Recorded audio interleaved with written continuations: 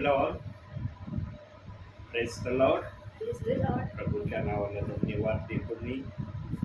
देव बापा आज पुन्हा एकदा तुमच्या परिवारात आलेला आहे. पण रविवारी येण्याऐवजी प्रभू आज शनिवारच्या दिवशी देव बाप्पाने मला दाखवलं. उद्या काय काय प्रोग्राम असेल माझ्या नावावर प्रभूच्या नावाने मला माहिती नाही. पण देव बाप्पाने दाखवल्यावर मी देव बाप्पाच्या शब्दाचा इन्कार करत नाही. म्हणून आपण भक्तीची सुरुवात प्रार्थना करूया.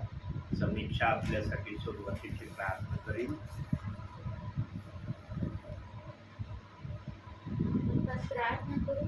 पवित्र पवित्र तू असणारी ईश्वर, आकाश आणि पृथ्वी उत्पन्न करतेस. तू ईश्वर आहे, तू आम्हा सर्वांना आतापर्यंत सांभाळलंस म्हणून तुझे आभार मानतो ईश्वरा. हो ईश्वराची आजची भक्ती तुझे जरी तुझ्या नावात आशीर्वाद येतो. हो ईश्वराच्या जे काही प्रिय जन हा संदेश ऐकत आहे ईश्वराच्या, हा संदेश ऐकणार आहे ईश्वराच्या प्रत्येकाला तो आशीर्वाद आहे. ईश्वराच्या तू आमच्यामध्ये उपस्थित आहेस असा आमचा विश्वास आहे. ईश्वराच्या बालसाहेबांचे तोंडून निघणारे शब्द ते तुझे त्यांचे नाही तर तुझेच आहेत असे आम्ही म्हणतो. ईश्वराच्या तू म्हणतो जिथे दोघे किंवा तिघे तिथे मी उपस्थित आहे. ईश्वराच्या तू आमच्या मध्ये उपस्थित आहेस असा आम्ही सर्वजण विश्वास ठेवतो. तुझी तुझी प्रार्थना प्रभू येशू ख्रिस्त याची प्रिय आणि गोड लाडकी म्हणून करू. आमेन. प्रियांनो, येशू ख्रिस्ताने वधस्तंभावरून उद्गारलेले जे महत्त्वपूर्ण 7 शब्द आहेत, या 7 शब्दांना अतिशय महत्त्वाची जागा देव बाप्पाने दिलेली आहे. प्रियांनो, देवाच्या शब्दामध्ये अर्थ आणि बोध आहे. पण आम्ही जेव्हा आमच्या बुद्धीने येशू ख्रिस्ताच्या शब्दाचा विचार करतो ना, तेव्हा आमच्या डोळ्यासमोर फक्त येशू ख्रिस्ताने वधस्तंभावरून जे शब्द बोलला तेवढ्या शब्दाचा अर्थ आम्ही जाणून घेण्याचा प्रयत्न वेगवेगळ्या माध्यमातून करण्याचा प्रयत्न करतो. परंतु येशू ख्रिस्ताने 7 शब्द वधस्तंभावरून का उद्गारले? येशू ख्रिस्ताला 7 शब्दापेक्षा जास्त शब्द उच्चारण्याची प्रेरणा का झाली नाही, किंवा 7पेक्षा कमी शब्द उच्चारण्याची येशू ख्रिस्ताला प्रेरणा का झाली नाही? प्रियांनो, येशू ख्रिस्ताच्या 7 शब्द बोलण्यामध्ये फार मोठा अर्थ आहे. आणि तो अर्थ काय आहे? जसं प्रभू परमेश्वराने या पृथ्वीला पूर्णपणे सुसज्ज करण्यासाठी 7 दिवसाचा समय, 6 दिवसाचा ॲक्च्युली समय घेतला, पण 7व्या दिवशी प्रभू परमेश्वराने विश्रांती घेतली. म्हणून 7 दिवसाच्या अक्षराला देव बाप्पाच्या आत्म्याने महत्त्व दिलेलं आहे. आणि जे पित्याचं गौरव होतं तेच पित्याचं गौरव करण्यासाठी येशू ख्रिस्त जगात आला होता. आणि येशू ख्रिस्त आपल्या मुखाने पण बोलला होता की मी माझ्या स्वतःहून या जगात आलेलो नाही, तर मला पित्याने पाठवलेलं आहे. पित्याची इच्छा पूर्ण करणं हे माझ्या जीवनाचं ध्येय आहे. आणि पित्याने आपल्या समयामध्ये 7 या शब्दाला आशीर्वाद देऊन आशीर्वादित केलेलं होतं. म्हणून येशू ख्रिस्ताने पण आम्हाला सर्व प्रकारच्या बंधनातून बाहेर काढलं आहे. आणि मी पण सर्व गोष्टी पूर्ण केल्या आहेत. म्हणून त्याने वधस्तंभावरून 7 शब्द उच्चारण केले. नंतर येशू ख्रिस्त 1 शब्द उच्चारण करून थांबू शकत होता, 5 बोलून थांबू शकत होता, किंवा त्याला वाटलं तर तो 10 शब्द बोलून थांबू शकत होता. पण त्याने 7च का निवडले?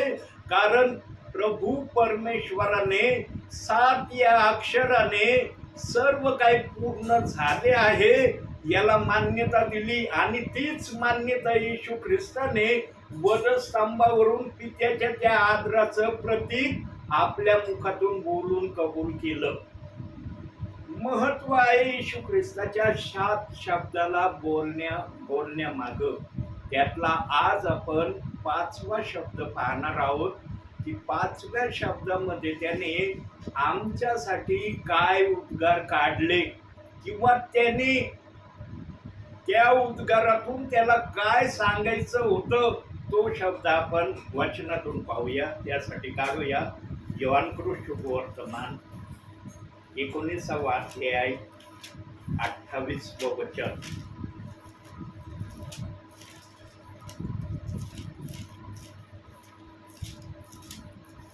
यानंतर आता सर्व पूर्ण झाले आहे हे जाणून येशूने शास्त्रले पूर्ण व्हावा म्हणून मला तहान लागली आहे असे म्हटले.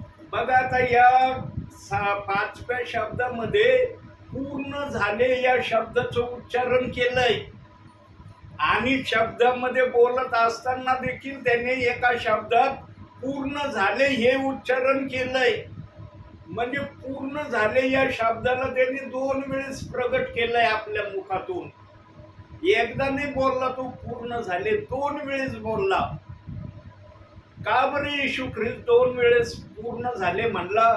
कारण प्रभू परमेश्वराने पहिली पूर्ण होण्याची मान्यता दिली होती आणि दुसरी त्याने पण आपल्या कृतीने ज्या कार्यासाठी पित्याने त्याला जगात पाठवलं होतं, जे कार्य त्याच्याकडून पिता करून घेण्याची अपेक्षा करत होता, त्याने वधस्तंभावरून पित्याला इनडायरेक्टली सांगितलं की तू जे मला करायला सांगितलं होतं ते मी पूर्ण केलं आहे. आणि येशू ख्रिस्ताला तहान केव्हा लागली प्रियांनो? जेव्हा त्याला दिसलं की सैतानाचा मी पराभव केला आहे, सैतान हारला गेला आहे, तेव्हा येशू ख्रिस्ताच्या मुखातून पूर्ण झाले हा शब्द आलेला आहे. आणि नंतर तो म्हटलेला आहे मला तहान लागली. प्रियांनो, जेव्हा मार खात होता, वधस्तंभ वाहत होता, त्याच्या डोक्यात काट्याचा मुकुट घालत होते, त्याच्या कुशीत भाला घालत होते, त्यावेळेस येशू ख्रिस्ताने कधी हे शब्द आपल्या मुखातून काढले नाही, मला तहान लागली आहे. त्याने तहान लागली हा शब्द केव्हा उच्चारण केला? जेव्हा त्याला दिसलं की मी सैतानाला हरवलंय आणि माझ्या पित्याने ज्या कामासाठी मला जगात पाठवलं होतं ते काम पित्याचं मी पूर्ण केलं, तेव्हा त्याला शारीरिकरित्या तहान लागल्याचा अहसास झाला. तहान लागण्यामाग आत्मिक पण अर्थ आहे आणि शारीरिक पण अर्थ आहे. असं नाही की या तहान लागलेल्या शब्दामध्ये फक्त आत्मिकच अर्थ आहे आणि शारीरिक अर्थ नाही. जर शारीरिक अर्थ तहान लागलेल्या मध्ये नसता तर आम्हाला पण तहान लागली नसती. लागते ना आम्हाला तहान? ठेवलंय ना समीक्षा बाळाने पाणी माझ्यासाठी इथं, आहे ना प्रमाण की तहान लागली तर मी पाणी पिणार आहे. प्रियांनो, तहान लागण्यामाग शारीरिक जितका अर्थ आहे त्यापेक्षा अधिक अर्थ आत्मिक गोष्टीमध्ये आहे. म्हणून शोमरोनी स्त्री बरोबर जेव्हा येशू ख्रिस्ताची गाठ भेट झाली आणि जेव्हा शोमरोनी स्त्री येशू ख्रिस्ताला म्हणली आपण माझ्याकडून पाणी मागता हे कस काय?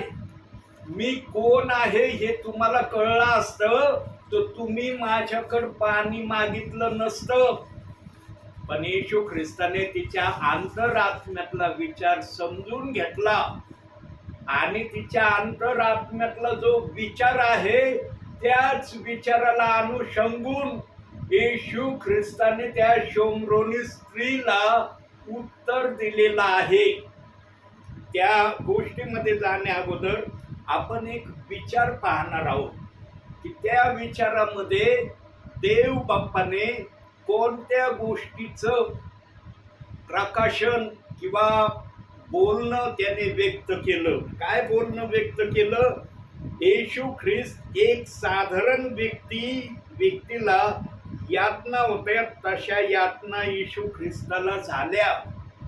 सर्वप्रथम येशू ख्रिस्ताने जगाला हे प्रमाणित केलं की जसे तुम्ही आहात तसाच मी जगामध्ये आलेलो आहे.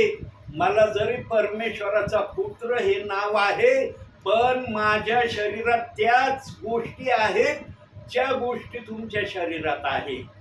ज्या कष्टाचं तुम्हाला यातना होते त्या कष्टाच्या यातना माझ्या पण शरीरात आहे.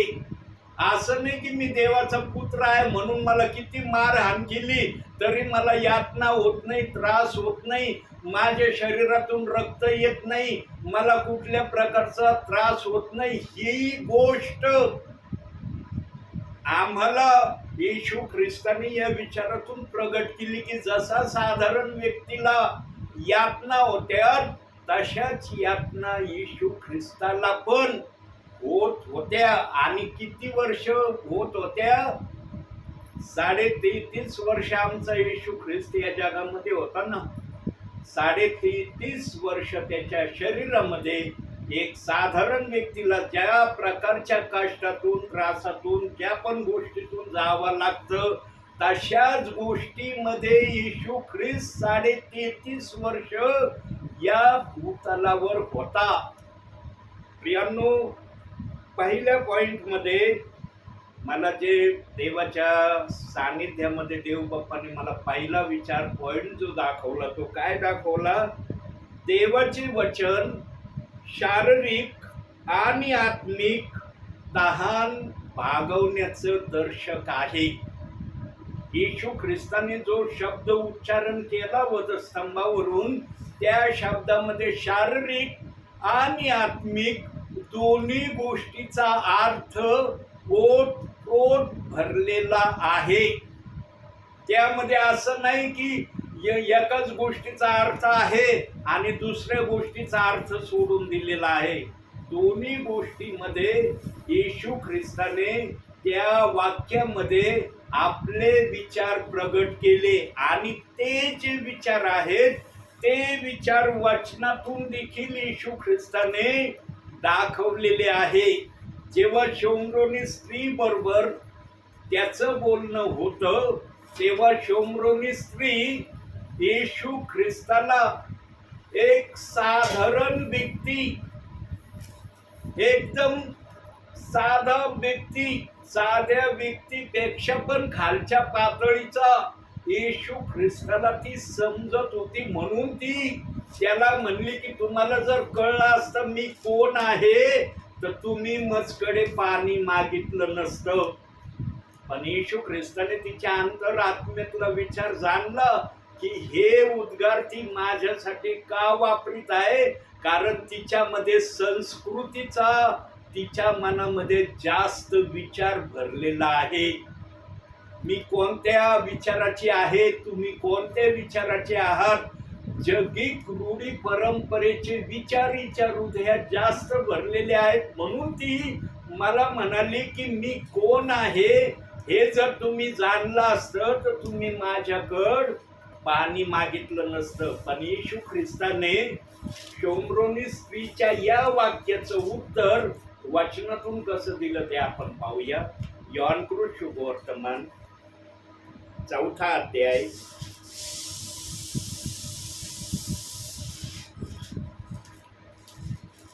35वं वचन बघा.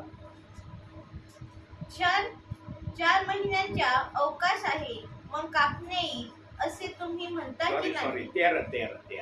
13वं वचन, क्षमा करा, 4था अध्याय 13वं वचन. येशूने तिला उत्तर दिले, जो कोणी हे पाणी पिईल त्याला पुन्हा तहान लागेल.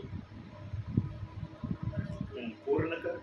परंतु मी देईन ते पाणी जो कोणी पिईल त्याला कधी तहान लागणार नाही.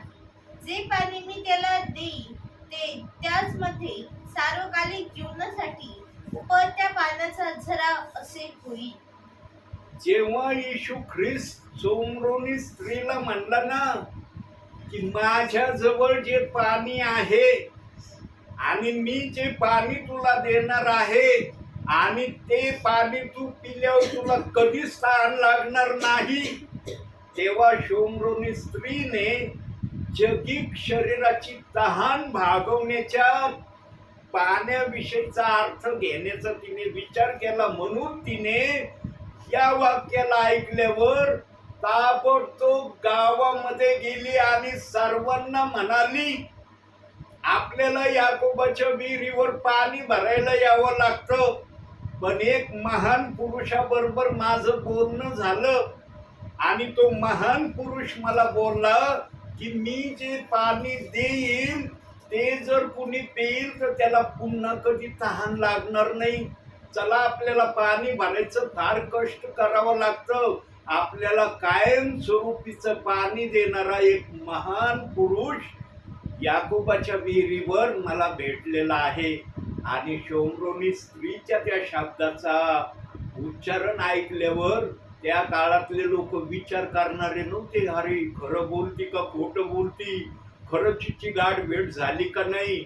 अशा संशयामधले त्या समाजातले प्रियजन नव्हते. त्यांनी ताबडतोब तो शब्द ऐकला आणि अख्ख्या गावातले लोक त्या याकोबाच्या विहिरीवर येशू ख्रिस्ताजवळ आलेले दिसले. आणि जेव्हा येशू ख्रिस्त या वाक्यातून शोम्रोनी स्त्रीला बोलला तेव्हा शोम्रोनीला स्त्रीला जेव्हा आत्मिक अर्थ येशू ख्रिस्ताच्या बोलण्याचं समजलं ना, तेव्हा ती म्हणली की आपण संदेष्टे आहात का. आणि निरनिराळ्या वाक्यांनी येशू ख्रिस्ताला तिने त्याच अध्यायामध्ये बोललेले आहे. पण येशू ख्रिस्ताजवळ जे तहान भागवण्याचं पाणी होतं ते आत्मिक तहान भागण्याचं पाणी येशू ख्रिस्त तिला देणार होता. पण शोम्रोनी स्त्री शारीरिक पाण्याचा अर्थ घेऊन आपल्या शरीराविषयी त्या पाण्याला समजत होती. प्रियांनो, देवाचं वचन, देवाने जे सांगितलं ना की जगिक गोष्टीला पण ते दर्शवितं आणि आत्मिक गोष्टीलाही ते दर्शवितं. म्हणून त्याला दुधारी तलवार हे नाव आहे. इकडच्या भाषेमध्ये ते बोललं जातं आणि इकडच्या भाषेमध्ये पण ते बोललं जातं. याचं उदाहरण किंवा साक्ष आपण बघूया एका वचनातून. रोमकरास पत्र 16वा अध्याय 17वं वचन बघा तिथं काय लिहिलंय.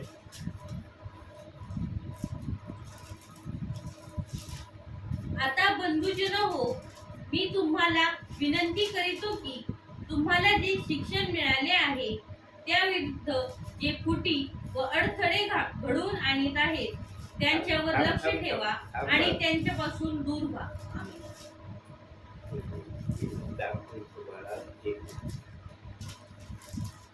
14वं वचन, क्षमा करा, 14वं.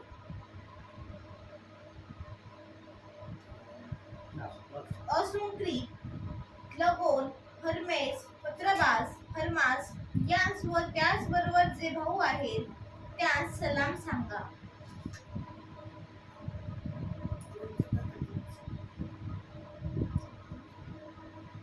खाणे व पिणे यामध्ये देवाचे राज्य नाही हा शब्द कोणत्या ठिकाणी आहे वाचला का तुम्ही?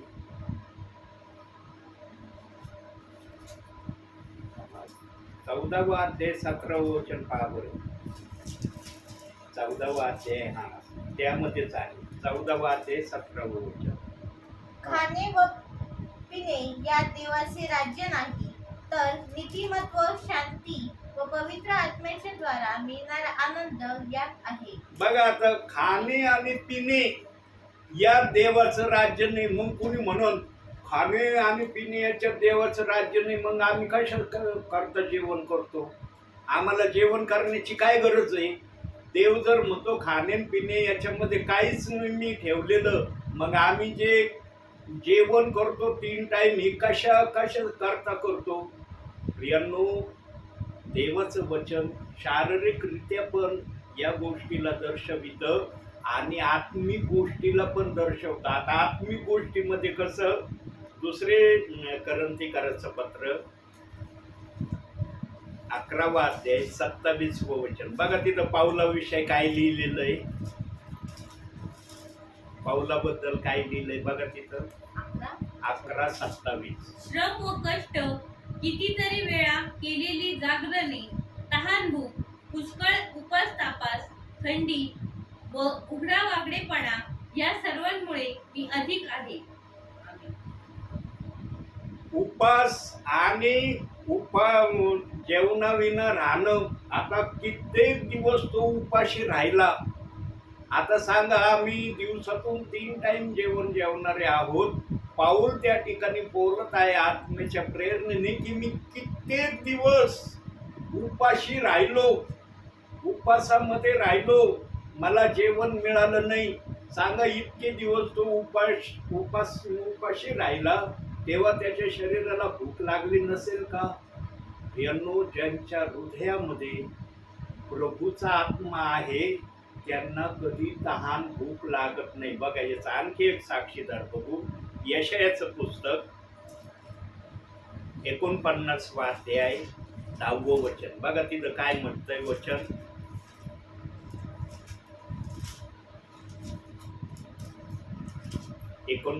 अध्याय 10वं वचन. त्यास तहान भूक लागणार नाही, झळई व ऊन यांची बाधा त्यास होणार नाही, कारण त्याचवर दया करणारा त्याचा नेता होईल, पाण्याच्या झऱ्यावर तो त्यास नेईल. बघा, आता जर या ठिकाणी त्यास तहान भूक लागणार नाही असा शब्द जर आलेला आहे, मग आम्ही जे रोज जेवण जेवतो त्या जेवणाचा अर्थ काय आहे? आता इथं स्पष्ट वचन सांगते की त्याला तहान भूक लागणार नाही. आता जर त्याला तहान भूक लागणार नाही, मग आम्ही हे जे जेवण जेवतो हे कशासाठी जेवतो? म्हणून वचन हे दोन्ही बाजूचा अर्थ सांगणार आहे. शारीरिक जीवनाला पण वचन समजावून सांगणार आहे आणि आत्मिक जीवनामध्ये आम्ही किती बलवान आहोत आमच्या आत्म्यामध्ये या गोष्टीचं ते प्रमाण आहे. आणि या दोन्ही प्रमाणांना धरून येशू ख्रिस्ताने वधस्तंभावरून मला तहान लागली आहे हा शब्द जेव्हा उच्चारण केला ना, तेव्हा त्या दुष्ट दुर्जनांनी येशू ख्रिस्ताला काय दिलं ते पण आपण वचनातून बघूया. काढूया योहान वर्तमान 19वा अध्याय 29 आणि 30 दोन वचन आपण वाचूया. तेथे आम भरून ठेवलेले एक भांडे होते, म्हणून त्यांनी आम भरलेला स्पंज एजोप झाडाच्या काठीवर बसून त्याच्या तोंडाला लावला. येशूने आम घेतल्यानंतर पूर्ण झाले आहे असे म्हटले आणि मस्तक लोळवून आपला आत्मा समर्पण केला. बघा, येशू ख्रिस्त जिवंत होता तेव्हा देखील पूर्ण झाले हे शब्द म्हटला. आम घेतल्यावर पण त्याने पूर्ण झाले या शब्दाला उच्चारण केलं. फार गहन गोष्ट आहे प्रियांनो. येशू ख्रिस्ताचं वधस्तंभावरून 5व्या शब्दामध्ये पूर्ण झाले हे 3 वेळेस उद्गार काढण्यामागं फार मोठे उद्देश आणि हेतू आहे. आणि हे उद्देश आणि हेतू पवित्र आत्म्याशिवाय कोणाला प्रगट करता येणार नाही. किती बायबलचा अभ्यासक असो, किती वचनामध्ये मुळवलेला असला, त्याला आत्म्याशिवाय या वाक्याचा अर्थ समजून घेणं शक्य होणार नाही. म्हणून देवाने सांगितलं, संदेश हा मनुष्याच्या इच्छेने कधी आलेला नाही. पवित्र आत्म्याने सांगितल्याशिवाय कोणालाही काही बोलता येत नाही. हा आम्ही जे आत्मसात केलेलं असतं, ते आत्मसात केलेल्या गोष्टी कधी कधी पवित्र आत्मा आमच्या मुखातून प्रगट करतो. ती त्याची इच्छा आहे, कारण तो मनाचा मालक आहे, मनाचा राजा आहे. त्याला जसं पण आपलं गौरव आपल्या दासाच्या मुखातून करून घेण्याची तो इच्छा धरतो, तशीच प्रक्रिया होते. बघा, आता बोलताना इतका माझा पाठ रेफरन्स होता तो रोमकारस पत्र 14वा अध्याय आणि 13वं वचन 17वं वचन, पण ते मला बोलता आलं नाही. यांनो, कधी कधी आमची बुद्धी आम्हाला त्या वचनाचा साथ देत नाही. का देत नाही? कारण आम्ही जर ठरवलं ना की मला हे सांगायचं आहे आणि पवित्र आत्म्याला जर ते प्रगट करायचं नसलं तर ते आम्हाला चुकीच्या रेफरन्समध्ये आमच्याकडून मिस्टेक होती. पण जी बोलण्याची लिंक असते ना, ज्या वाटेने सेवक चाललेला असतो त्या वाटेमध्ये विषयांतर होऊ नये म्हणून सेवक जरी रेफरन्स सांगायला चुकला तरी सेवक तो रेफरन्स ढूंढून आपल्याला सांगण्याचा प्रयत्न करतो. का? कारण जो रस्ता दाखवलेला आहे त्या रस्त्याला वळण लागू नये दुसरं. कारण वळण जर दुसरं लागलं तर संदेशाचा जो अर्थ आहे तो अर्थ बदलून जातो. म्हणून कधी कधी काही गोष्टी सेवकाकडून मिस्टेकच्या होतात. या गोष्टी त्या गोष्टीचं प्रमाण असतं की सेवक ज्या वाटेने चाललेला आहे प्रभूच्या आत्म्याने त्या वाटेतून त्याने विषयांतर होऊ नये म्हणून तो जरी रेफरन्स सांगायला चुकला तरी पवित्र आत्मा त्याला नंतर का होईना त्या रेफरन्सला कोणता आहे तो दाखवून देतो. सुरुवातीला मला सांगता आलं नाही 14वा अध्याय 17वं वचन रोमकरास पत्र, मी डायरेक्ट 16वा अध्याय आणि 17वं वचन सांगितलं. प्रियांनो, पवित्र आत्मा जेव्हा एखाद्यावर येतो ना तो इतका प्रभावीरित्या येतो ना, कधी कधी सेवकाला तो पवित्र आत्मा पेलवत नाही. कारण पवित्र आत्म्याला पेलवणे इतकी ताकद आमच्या शरीरात नाही. कारण आमचं हे शरीर पापाने बरबटलेलं आहे आणि पवित्र आत्मा हा पवित्र आहे. पण त्या आत्म्याची धन्यता आहे तो आपल्या हाताने घडलेल्या व्यक्तीची गाठ भेट घ्यायला येतो. प्रियांनो, पवित्र आत्म्याची स्तुती ज्या पण शब्दाने आम्ही करू ती आमच्या मते अपुरी अशी स्तुती आहे. पण पवित्र आत्मा तीच अपुरी स्तुती ऐकून घेण्यासाठी सेवकाकडे विश्वासणाऱ्याकडे येतो. म्हणून प्रियांनो, दुसरा पॉइंट आपण बघूया. दुसऱ्या पॉइंटचा विचार मला देव बाप्पाने काय दाखवला? आपण आत्म्याच्या नियंत्रणामध्ये सदैव असतो. बघा, दुसरा पॉइंट मला काय दाखवलं? येशू ख्रिस्ताला तहान लागली या शब्दाचा जेव्हा बदामासारखं त्याला फोडण्यात आलं तेव्हा दुसरा पॉइंट माझ्या समोर आलेला आहे की आपण आत्म्याच्या नियंत्रणामध्ये सदैव असतो. प्रियांनो, तेच आत्म्याच्या नियंत्रणामध्ये सदैव असतात ज्यांच्यामध्ये देवाचा आत्मा आहे. म्हणून तुमचं चालणं आत्म्याच्या प्रेरणेने आहे का बुद्धीच्या प्रेरणेने आहे हे भावी ख्रिस्ती जीवनामध्ये वाटचाल करत असताना तुम्ही तपासलं पाहिजे. एखादा जर वचन ऐकून ऐकून ऐकून ऐकून त्याच्यात कुठल्याच प्रकारची सुधारणा दिसत नाही, कुठल्याच प्रकारचा त्याच्यामध्ये बदल दिसत नाही, मग तो वारंवार वचन ऐकणाऱ्यामध्ये ते वचन त्याच्यासाठी काय कार्य करत आहे, काय काम करत आहे, त्याचा जर मूळचा स्वभाव वचनाच्या द्वारे बदलतच नाही, मग तो आपल्या जीवनामध्ये वचन कसं घेतोय? केवळ सेवक आला म्हणून बसायचं आणि लक्षपूर्वक ऐकायचं अशा हेतूने वचन आपल्या जीवनामध्ये ऐकणारे घेतात का? प्रियांनो, देवाचं वचन मनुष्याला बदलून टाकणारं वचन आहे. देवाचं वचन साधारण वचन नाही प्रियांनो, आत्म्याने लिहिलेलं वचन आहे. जो आत्मा आमच्या हृदयात देव बाप्पाने श्वासाच्या द्वारे ठेवलाय त्याच आत्म्याने हे बायबलची सर्व वचने लिहिलेली आहे. आणि ज्यांच्यामध्ये पवित्र आत्मा वास करतो ना त्यांच्यामध्ये बदल झालेले दिसतात. बदल झालेले विश्वासणारे प्रभूला फार आवडतात. बघा, आईच्या उदरातून जेव्हा बाळ या जगामध्ये येतं, पहिल्या वेळेस जेव्हा त्या आईच्या उदरातून येतं तेव्हा ते 1 दिवसाचं असतं. पण जसजसे दिवस पुढे जातात तसतसे त्या बाळामध्ये वाढ व्हायला सुरुवात होते. 6 महिन्याच्या असल्यावर बाळामध्ये वेगळी वाढ दिसते. 1 वर्षाचं झाल्यावर त्याच्यामध्ये वेगळी वाढ दिसते. कधी बाळ असं पाहिलं का 1 दिवसाचं जन्मलं आहे तेच बाळ 1 वर्षाचं तसंच आहे? पाहिलं का कोणत्या मातेच्या बाळाला असं? जर जगीत बाळ दिवसेंदिवस आपल्या शरीरामध्ये निरनिराळ्या गोष्टीचा बदल जर त्याच्या शरीरात येतो, तर प्रियांनो, तुम्ही जे देवाचं वचन ऐकता ते वचन ऐकल्यावर तुमच्यात पण बदल दिसले पाहिजे. बदल तुमच्यामध्ये होणं फार गरजेचं आहे.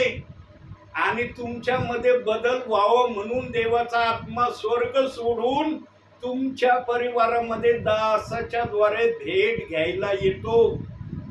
सेवक वेळ घालवायला येत नाही. सेवकाचा मुख्य उद्देश आणि हेतू हा असतो की आत्म्याला जी तुमच्याकडून अपेक्षा आहे ती अपेक्षा तुम्ही पूर्ण करावी. आणि येशू ख्रिस्ताने वधस्तंभावरून उच्चारलेले जे 7 शब्द आहे त्या 7 शब्दांमध्ये या गोष्टीचा प्रामुख्याने मोठा प्रादुर्भाव येशू ख्रिस्ताने बोलण्यातून ठेवलेला आहे. येशू ख्रिस्ताने असेच 7 शब्द वधस्तंभावरून उच्चारले नाही प्रियांनो.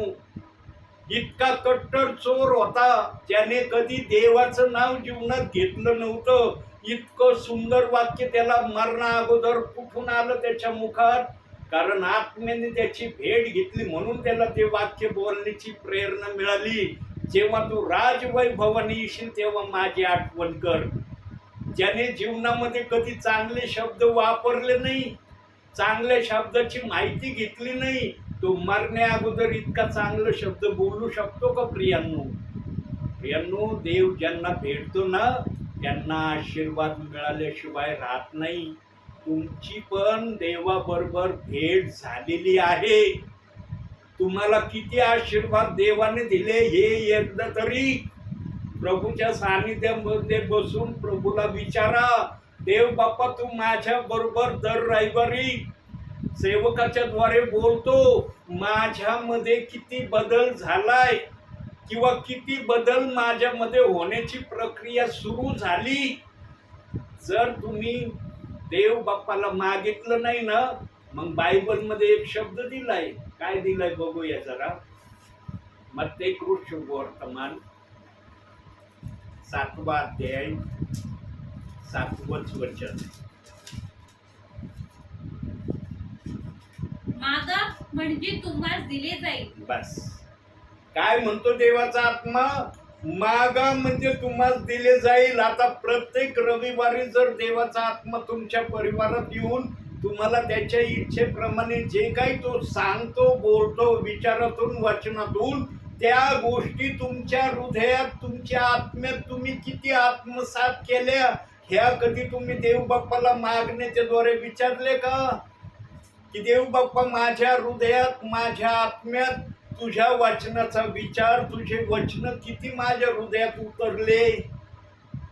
प्रियांनो, संदेश मी कोणत्या तरी वेळेला बोललो, संदेश हा पुढं पाठ माग सपाट कधीच देवाचा आत्मा देत नाही. संदेश हा मनुष्याचं जीवन सुधारण्याच्या इच्छेने पवित्र आत्मा संदेश देतो. पवित्र आत्मा असंच बोलत राहत नाही. कधी कधी आम्हाला वाटतं काय नाही, आता देव आलाय, देवाचा आम्ही ऐकून घेऊ काय काय बोलतो. देव जो पण शब्द बोलतो ना तो आमच्या भावी जीवनासाठी, शारीरिक आशीर्वादासाठी आणि आत्मिक आशीर्वादासाठी ओतप्रोत आशीर्वादाने भरलेला असतो. म्हणून देवाचं वचन यशाया 55:11 मध्ये सांगितलंय की देवाचं वचन कधी विफल होत नाही, ते सफल होतं आमच्या जीवनामध्ये. प्रियांनो, देवाचं वचन कधीच कोणाच्या जीवनामध्ये विफल होण्यासाठी आलेलं नाही, सफल होण्यासाठी आलेलं आहे. तुम्ही आत्मपरीक्षण करणं गरजेचं आहे. माझ्या जीवनामध्ये देवाचं वचन किती सफल झालंय किंवा किती सफल होण्याच्या प्रक्रियेमध्ये मी वाचनाला ठेवलेला आहे. आता जो विचार चाललेला आहे त्या विचाराला अनुषंगून एक वचन बघूया आपण. योहान पहिले करंथीकराचं पत्र पहिलं बघूया. पहिले करंथीकराचं पत्र 6वा अध्याय 19वा वचन. तुमचे शरीर तुम्हामध्ये वसवणारा जो पवित्र आत्मा देवापासून तुम्हास मिळाला आहे त्याचे मंदिर आहे हे तुम्हास ठाऊक नाही काय? आणि तुम्ही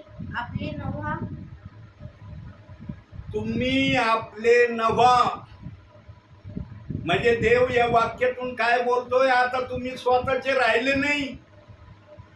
तुम्हाला आता स्वतःच म्हणण्याचा अधिकार तुम्ही गमवून टाकलेला आहे. आता तुम्ही माझी प्रजा आहात, माझे लोक आहात. मी तुम्हाला 20व्या वचनात सांगितलंय, मग मी तुम्हाला मोलाने विकत घेतले आहे. 20व्या वचनाच्या सुरुवातीलाच हा शब्द देव बाप्पाने ठेवलेला आहे. प्रियांनो, आम्ही जर आता स्वतःचे नाही तर आम्ही कुणाची तरी आज प्रॉपर्टी आहोत. आणि ही प्रॉपर्टी ज्याची आम्ही आहोत त्याच्या इच्छेप्रमाणे आमचं जीवन आम्ही प्रभूमध्ये घालवणं गरजेचं आहे. त्याची इच्छा पूर्ण करणं हे आमच्या जीवनाचं ध्येय आम्ही केलं पाहिजे. न तर प्रभूमध्ये राहायचं ना आपल्या इच्छेने चालायचं. मग प्रभूचं तुमच्या जीवनामध्ये येण्याचा अर्थ काय आहे? प्रभू कशाला आलाय तुमच्या जीवनामध्ये? तुमचा जो मूळचा स्वभाव आहे त्या स्वभावाला बघण्यासाठी आलाय का तुमच्यामध्ये? प्रभू तुमच्यामध्ये आलाय ना, तुमचा जुना स्वभाव नवीन स्वभावामध्ये बदली व्हावा याकरिता तो आलेला आहे. म्हणून बघा, जे प्रभूमध्ये येतात ते म्हणतात, अहो पूर्वी मी असा होतो पण प्रभूमध्ये आल्यावर ऑटोमॅटिक माझ्यामध्ये बदल झालाय. प्रियांनो, बदल करणारा देवाचा आत्मा आहे. म्हणून आमचं आत्मपरीक्षण करणं काय असलं पाहिजे? माझ्यामध्ये देवाचा आत्मा आलाय का? आणि योएल संदेश त्यांनी वायदा केलेला आहे. त्याचा वायदा आपण बघूया वचनातून. योएलाचं पुस्तक 2रा अध्याय 28वं वचन. हे आमच्यासाठी अभिवचन आहे योएल संदेश त्याकडून. 2रा अध्याय 28वं वचन. यानंतर असे होईल की मी मनुष्य मात्रांवर आपल्या आत्म्याचा वर्षाव करेन. तेव्हा तुमचे पुत्र व तुमच्या कन्या संदेश देतील, तुमच्या वृद्धास स्वप्ने पडतील, तुमच्या तरुणांस दृष्टांत होतील. आमेन. पाहिलं प्रियांनो, आमच्यावर शेवटच्या काळी देवाचा आत्मा येणार आहे. ज्यांना कोणाला वाटत असेल की माझ्यामध्ये आत्म्याचा प्रभाव तेवढा दिसत नाही जेवढा असायला पाहिजे, जेवढं मी वचनातून ऐकलंय किंवा विचारातून समजून घेतलंय, पण माझ्यामध्ये आत्मा तेवढा कार्य करत नाही. त्यांनी देवाकडे प्रार्थना केली ना, देवाने अभिवचन दिलं योएल संदेश त्याच्याद्वारे की मी जो माझ्याकडे आत्म्यासाठी प्रार्थना करील त्याला मी आत्मा दिल्याशिवाय राहणार नाही. ही प्रक्रिया कधी आमच्या जीवनामध्ये होईल माहिती का प्रियांनो? जेव्हा आम्ही संसार प्रपंचाच्या गोष्टीला खालच्या पातळीला आणू, देवाच्या वचनाला उच्च पातळीला ठेवण्याचा प्रयत्न करू, तेव्हाच आम्हाला योएल संदेश त्याचं हे जे वचन आता या बाळाने वाचलं त्या वचनाप्रमाणे करण्याची प्रक्रिया आमच्या जीवनामध्ये होईल. पण जोपर्यंत आम्ही आमच्या संसार प्रपंचाला देवाच्या वचनापेक्षा जास्त प्राधान्य देऊ ना, तोपर्यंत आम्हाला योएल संदेशाच्या वचनाचा अर्थ समजणार नाही. म्हणून प्रियांनो, आणखी एक शब्द बघूया आपण. योहान शुभवर्तमान 6वा अध्याय 35 आणि 36 वचन. याच विचाराला अनुषंगून येशू त्यांना म्हणाला, मी जीवनाची भाकर आहे. जो माझ्याकडे येतो त्याला कधीही भूक लागणार नाही, आणि जो माझ्यावर विश्वास ठेवतो त्याला कधीही तहान लागणार नाही. परंतु तुम्ही मला पाहिले असताही विश्वास ठेवीत नाही असे मी तुम्हाला सांगितले. पाहिलं येशू काय म्हणतो, मी जीवनाची भाकर आहे. शारीरिक भाकर पण आहे ना आत्मिक भाकर पण आहे. आज तुमच्या हृदयात कोण आहे? आज तुम्ही कोणावर विश्वास ठेवलाय? येशू ख्रिस्तावरच ठेवलाय ना.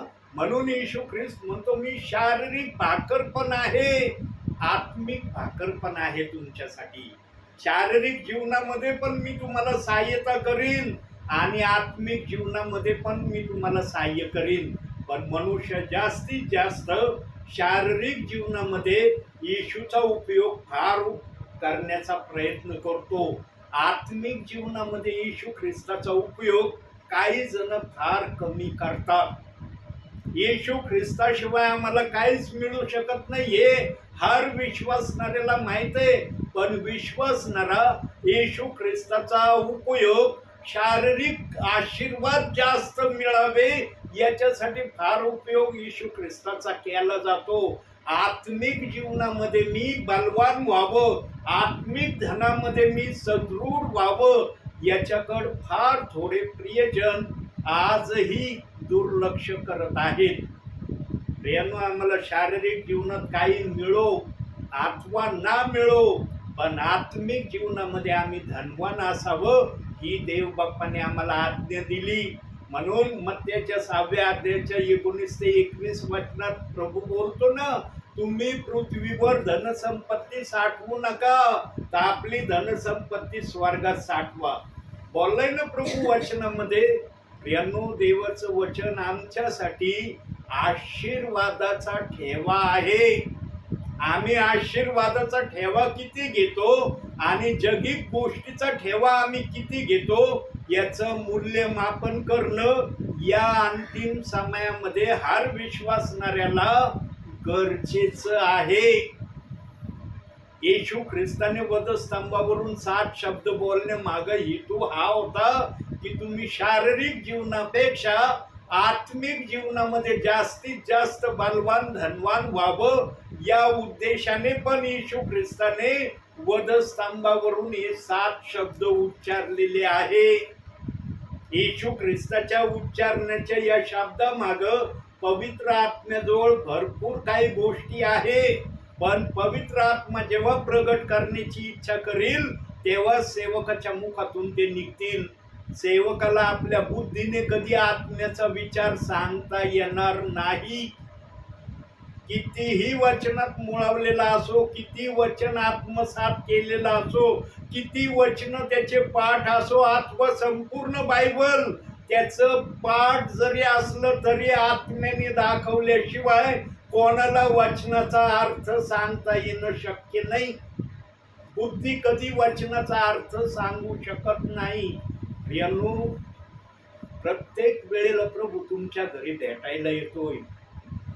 प्रभूचा असा आदर स्वागत तुम्ही करताना प्रियांनो, म्हणून प्रभू तुमच्या घरात येण्याची नेहमी अपेक्षा करतो. बघा, रविवारच्या दिवशी येणारा आज देव बाप्पाने शनिवारीच मला पाठवलं.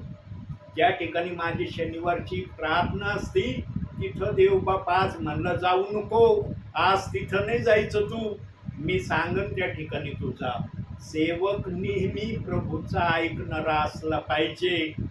सेवकाने म्हटलं नाही पाहिजे प्रभूला, प्रभू शनिवारचा बार माझा त्या ठिकाणचा आहे, तिथले विश्वासणारे वाट बघतील, आज मला तू दुसरीकडे का पाठवतो. प्रभूला सवाल जबाब करणारे आवडत नाही. प्रियांनो, काही जणांच्या जीवनामध्ये पवित्र आत्मा काय येत नाही कारण ते प्रभूला फार सवाल जबाब करणारे असतात. फक्त आमचं आद्य कर्तव्य काय असलं पाहिजे जीवनाचं, प्रभू आम्हाला जे सांगतोय गपचूप ऐकायचं, ते करण्याचा प्रयत्न करायचा. आम्ही प्रयत्नात राहिलो ना, देव बापा आम्हाला यशाकडे घेऊन जाईल. आणि आम्ही प्रयत्न केला नाही ना, मग प्रभू म्हणन चल तुला जसं चालायचं तसं. मग वरती तर त्याने ठराव केलेलाच आहे, न्याय मी तुझा करणार आहे. म्हणून प्रियांनो, न्यायाच्या प्रक्रियेमध्ये आम्ही जरी उतरलो ना तर आमच्या जवळ बोलण्यासाठी शब्द असले पाहिजे की मी पृथ्वीवर प्रभू तुझा ऐकण्याचा प्रयत्न करत होतो. कधी कधी मी त्यामध्ये असफल झालो हे मला दिसलं, पण मी नेहमी तुझ्या इच्छेला मान्यता देणारा विश्वासी होतो. एवढं तरी वाक्य तुम्हाला प्रभूच्या चरणासमोर बोलण्याचं धाडस येण्यासाठी इथूनच प्रभूच्या इच्छेप्रमाणे करण्याची तयारी दाखवली पाहिजे. आणि या तयारीमध्ये सर्वप्रथम सेवकाने असावं ही देवबाप्पाची इच्छा आहे. म्हणून उद्या येणारा जो मी सेवक आहे तो आजच तुमच्या परिवारात वचन देण्यासाठी आलेलो आहे. तिसरा पॉइंट पाहूया आपण शेवटचा. तिसरा पॉइंट अतिशय महत्त्वपूर्ण आहे. त्यामध्ये असा विचार देवबाप्पाने मला दिला, काही महत्त्वपूर्ण गोष्टीचा अर्थ आत्म्याने समजतो. प्रियांनो, देवाच्या वचनाचा अर्थ आत्म्याने दाखवल्याशिवाय आम्हाला समजणार नाही, हे त्या वाक्यातून देवबाप्पाला सांगायचं आहे. त्याच्यासाठी आपण 2 वचनं बघूया.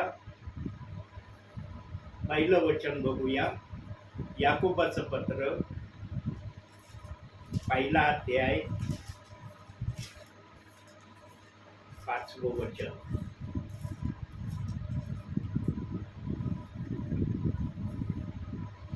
इब्रिकाराच्या पत्रानंतर याकोबाचं पत्र 1 अध्याय 5वं वचन.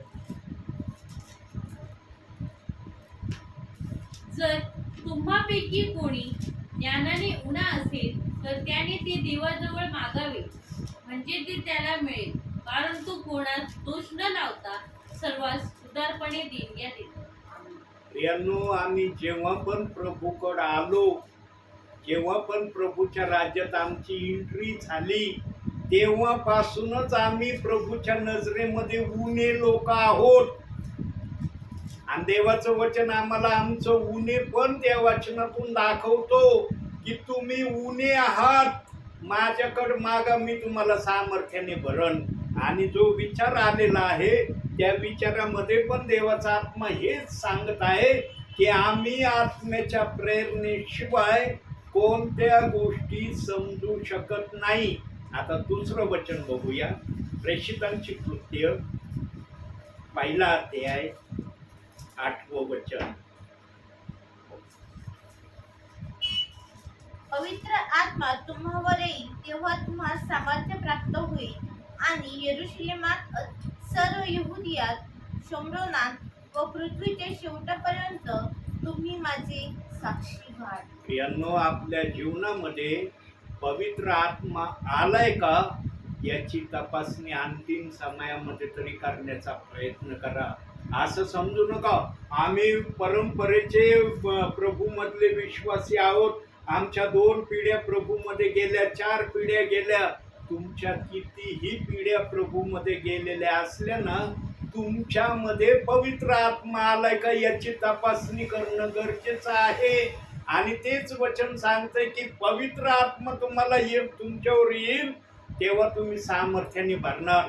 जो पवित्र आत्मेमध्ये राहतो ना प्रियांनो, त्याला वचन वाचण्यामध्ये आनंद असतो, देवाच्या आज्ञा पालन करण्यामध्ये आनंद असतो आणि देव बाप्पाची स्तुती आराधनेमध्ये तो नेहमी वेळ देणारा असतो.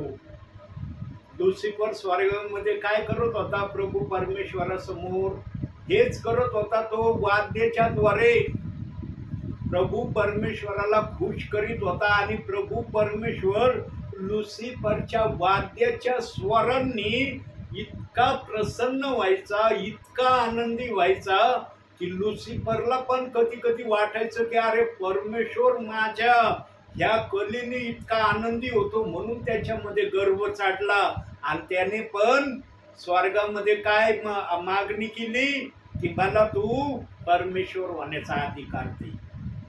पण प्रभू परमेश्वराने त्याला तो अधिकार दिला नाही. अख्खं बायबल सांगतंय ना की प्रभू परमेश्वराने त्याला हा अधिकार दिला नाही. आणि यशायाच्या पुस्तकामध्ये प्रभू स्वतः बोलतोय की मज वेगळा कुणी परमेश्वर नाही, मज वेगळा देव नाही, माझ्यापेक्षा इतर कुणी देवाची जागा घेण्यास योग्य नाही. अशा अनुषंगाच्या अनेक विचाराचे वचन आहेत ना यशाच्या ग्रंथामध्ये. प्रियांनो, देव बाप आपलं अस्तित्व कोणत्याही सबबीवर कोणाला देण्यास तयार होणार नाही, हेच देव बाप्पाला यातून सांगायचंय. पण आमच्या बाबतीत देव बाप्पाचं मन इतकं शिथिल आहे, तो म्हणतो मी तुम्हाला पवित्र आत्म्याने भरायला तयार आहे, कारण तुमचं उणे पण पवित्र आत्म्याशिवाय कुणी दूर करू शकत नाही. म्हणून याकोब 1:5 वचनात देव बाप्पा आम्हाला स्मरण करून देतो, आठवण करून देतो की तुम्ही ज्ञानाने उणी आहात, माझ्याकडे मागा, मी तुम्हाला पवित्र आत्म्याच्या सामर्थ्याने भरायला आजही तयार आहे. येशू ख्रिस्ताला जी तहान लागली ना प्रियांनो, त्या तहान लागण्यामाग येशू ख्रिस्ताने शारीरिक गोष्टीपेक्षा आत्मिक गोष्टी आमच्या जीवनात जास्त कशा येतील याला त्या शब्दातून जास्तीत जास्त प्रगट करण्याचा प्रयत्न केला. परंतु येशू ख्रिस्ताला वधस्तंभावरून या गोष्टी प्रगट करण्यासाठी वेळ नव्हता. का नव्हता? कारण येशू ख्रिस्ताच्या शरीरातला आत्मा पित्याकडे जाणार होता. म्हणून त्यांनी शॉर्ट आणि स्प्लिट शब्दामध्ये एकच वाक्य बोलला, मला तहान लागली आहे. प्रियांनो, फार गहन वाक्य आहे या येशू ख्रिस्ताच्या बोलण्यामागं. जर कधी पुन्हा देव बाप्पाने मला याची आठवण करून दिली तर तहान लागण्यामागं येशूचा आणखी काय उद्देश आहे तो आपण वचनातून आणि विचारातून पाहण्याचा जरूर प्रयत्न करू. म्हणून आजच्या या छोट्याशा शब्दातून देव बाप्पा तुम्हाला आणि मला भरपूर आणि भरपूर आशीर्वाद देऊ. आमेन. बंद कर बाळाजी.